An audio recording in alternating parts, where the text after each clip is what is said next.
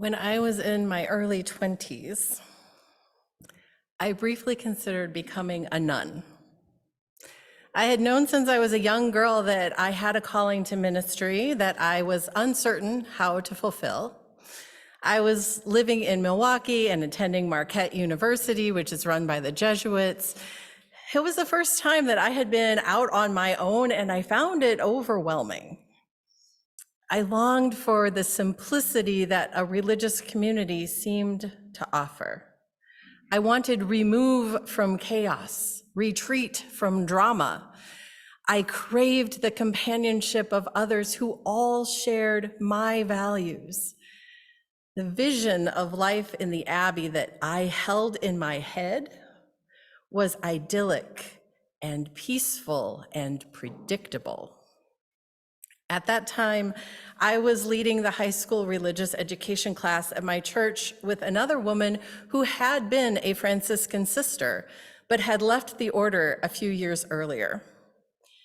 When I asked her why she had chosen to leave, she told me her story in detail, which is not mine to share with you this morning, but I remember how she concluded her tale.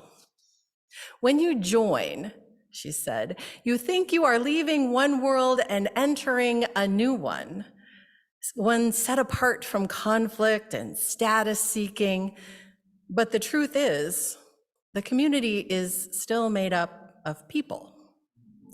People with egos and agendas and their own ideas of how things should be. There's still politics. You can't escape that, she said, unless you become a hermit. And even then, you have to interact with people sometimes, or you won't eat. She also suggested that most of us, and let's be honest, me, are a bit too extroverted to have a monastic vocation. And she encouraged me to continue to seek my path in the world. And I have, but I still vacillate between the desire to be part of everything and the calm that I feel when I am centered and connected to the spirit of life in contemplation and meditation. These last few years have thrown this tension into sharp relief. Our politics have become so ugly and divisive that I regularly want to go on vacation like Itsy Mitsy and not come back. I don't want to have to debate or persuade. A significant part of me wants to be alone, or at the very least, only with others who think and believe like I do.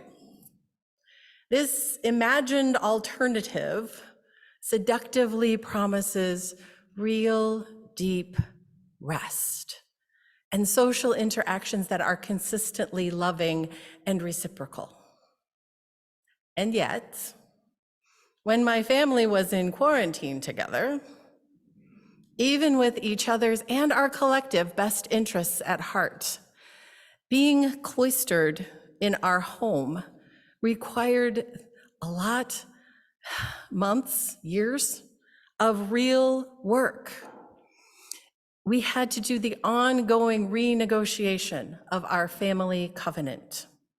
And even then, we still got on each other's last nerve more often than we would like to admit. Perhaps I'm not the only one. Conversely, we felt isolated and withdrawn from the larger society in a way that demonstrated why humans organize ourselves in large groups all over the planet. It seems that for all the challenges the world entails, we need one another. Father Thomas Merton did choose in his 20s to become a monk. He entered a Trappist abbey in Kentucky in 1942, just before the start of the Second World War. At the beginning then of the 1970s, having lived in the monastery for nearly 30 years, he found himself grappling with the continued value of living in a community set apart from the larger world. The civil rights movement was ongoing. It's still ongoing. There was a war in Vietnam. The Catholic Church was trying to live into the challenges of reforms that came out of the Second Vatican Council. which were intended to update the church to be relevant to the modern times, yet still be true to its theology, not unlike the challenge of being in our living tradition. Was there still a place in the world for communities whose sole purpose was retreat into contemplation, rest, and prayer?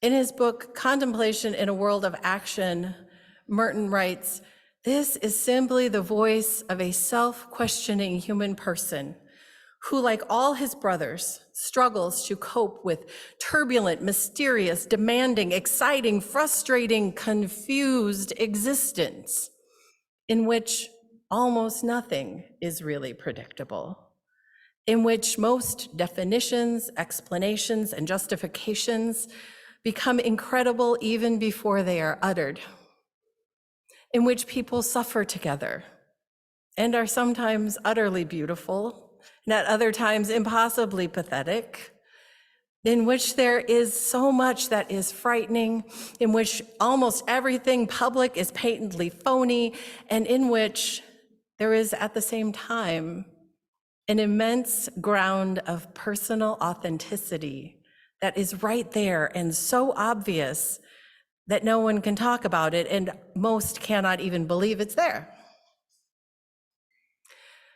Merton's description of a world in social upheaval rings as true for our time as it did for his. He goes on to note that these contradictions aren't just in the world, they are within his own personality, and they're within each of us. Artist and author Jenny Odell echoes this assessment.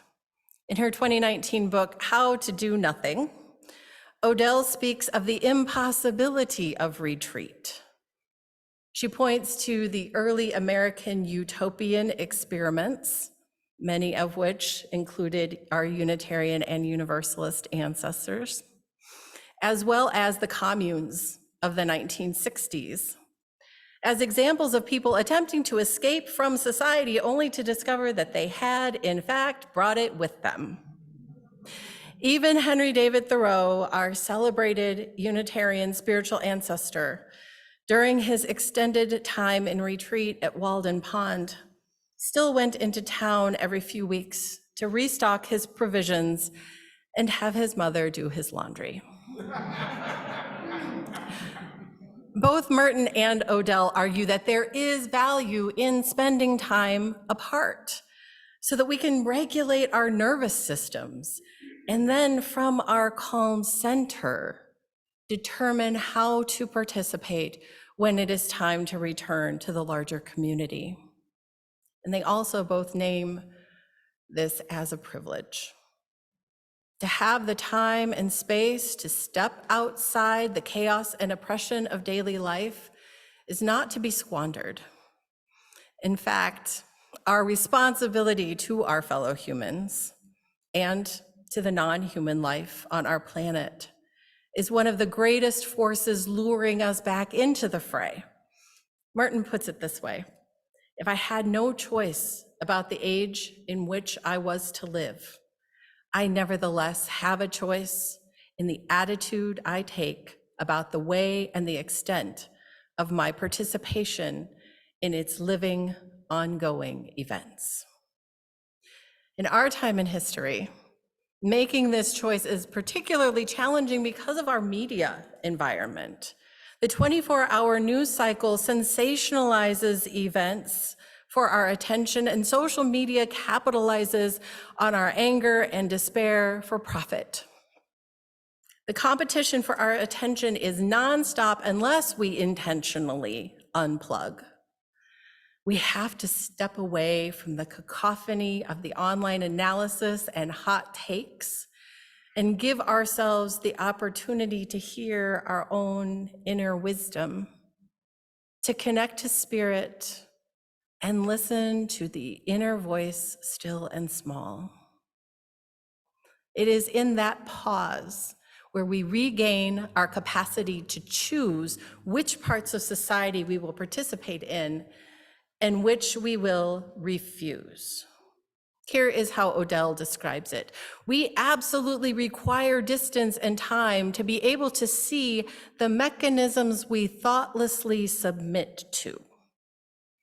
Some hybrid reaction is needed, she goes on. We have to be able to do both, to contemplate and participate, to leave and always come back when we are needed.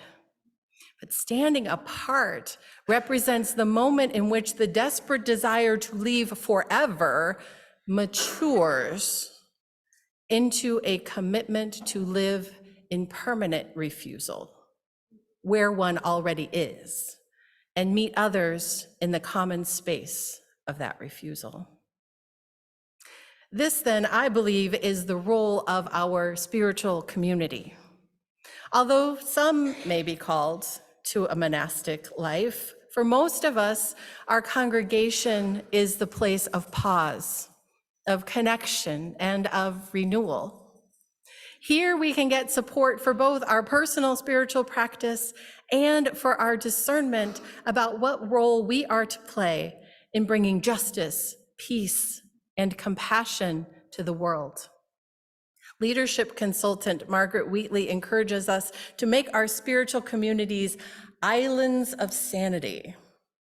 It is here that we can share with one another the meaning we are making of the world and how we are experiencing it.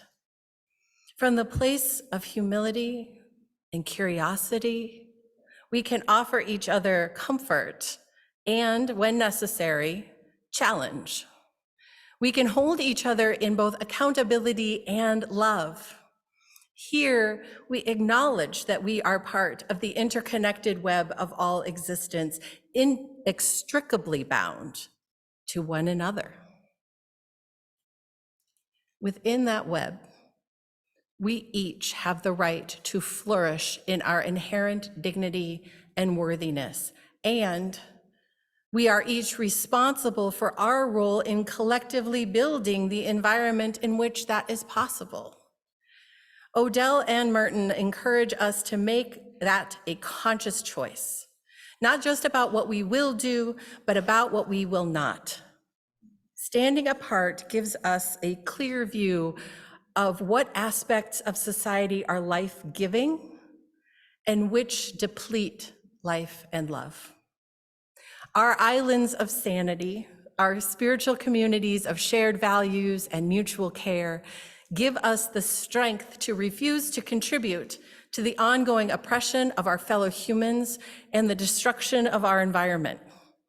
To return to Thoreau, this is more civil disobedience, less Walden. These refusals can take place on every level. We might refuse to participate in gossip.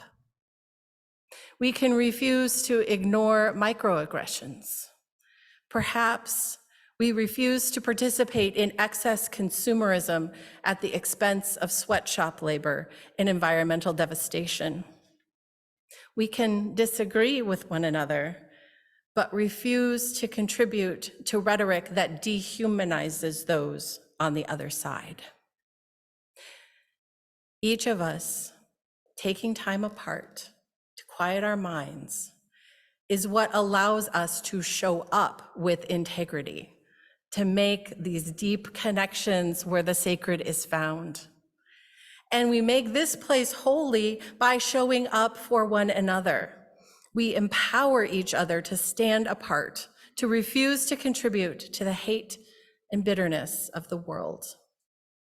Here we practice love in all its forms: empathy, compassion, sympathy, and we expand our capacity for the active love of caring and reciprocal relationship. Here we renew and prepare so that we can live with that same integrity in the wider world, so that we can find the joy and beauty to be had there without being swept up in fear and despair. Together we resist. Together we thrive. May it be so.